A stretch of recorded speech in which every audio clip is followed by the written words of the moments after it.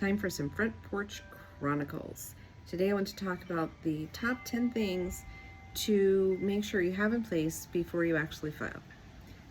First, don't threaten that you're going to file. That can create a lot of really hard feelings, and it can make it more difficult to actually create all the steps you need to file. You need to organize all of your documents. So if there are bank accounts, investments, previous year's tax returns, all of those things you need to have an extra copy of, and a copy that you can give to your attorney. So make sure you've got that. And if there's any important documents on your computer that need downloaded, and keep them in a safe place. When you have children involved, you need to really focus on the children and make sure that the children are being well taken care of.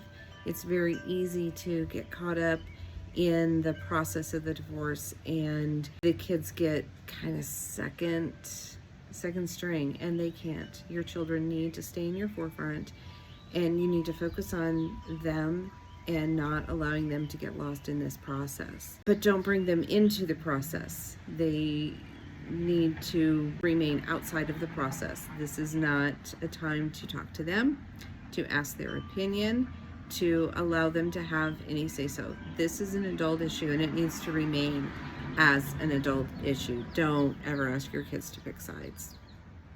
It's not helpful. It really is not.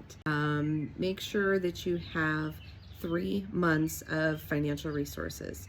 If you are the individual who will have limited access to the funds once you file, make sure that you have 3 months worth of assets to support yourself, because it can take that long or possibly longer to get all the temporary orders in place between the attorneys and stuff. Speaking of attorneys, make sure you get the best legal advice you possibly can. Don't allow yourself to think that you have to stay in your immediate town, your immediate area, but whatever attorney you do find, check them out. Read the reviews. Check online databases of those attorneys and make sure that this attorney is the right attorney for you and for your circumstances. This is your divorce. This is not my divorce. It's not your friends or your sisters or your neighbors. Make sure that attorney can perform in all the unique circumstances of your divorce. And having extra credit available, so apply for a credit card or something that if you need extra resources, that you have those at your disposal until everything is figured out, because it can take time. Have a safety plan. If there has been a history of or a risk of domestic violence, you want to make sure that you have a safety plan for yourself, and a safety plan for your children as well. So it's one of those things to keep in mind when we're talking about major life changes. People change in those moments too. The possession being 9/10 of the law, this is a factor, and you do need to stay with your children. This will help with custody issues. Don't leave your children abandoned in this situation unless you really have to. Be aware of all the things they've got going on. Know who their teachers, their doctors, their coaches, their counselors. Know any services that they are involved in. You want to make sure that you are on top of what's going on with your kiddos and where everything is there.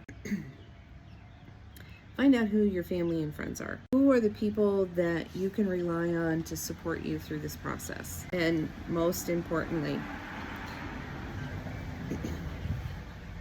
you need to be civil. Be civil to everyone. You have been in a relationship for a while.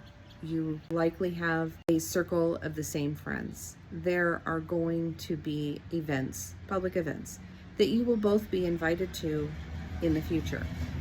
How you act now is incredibly important. Be civil. Don't rapid fire off an email or a text message. If you're feeling anger, you need to wait. Put it on the back burner and make sure that what you're saying in that email or that text or that phone call is really what you want it to be. Is that what you want it to be, reflecting 2-3 years from now? Think of that, especially when you have children involved. You have children involved, you are going to continue to have a relationship with this person on some level when future events come up.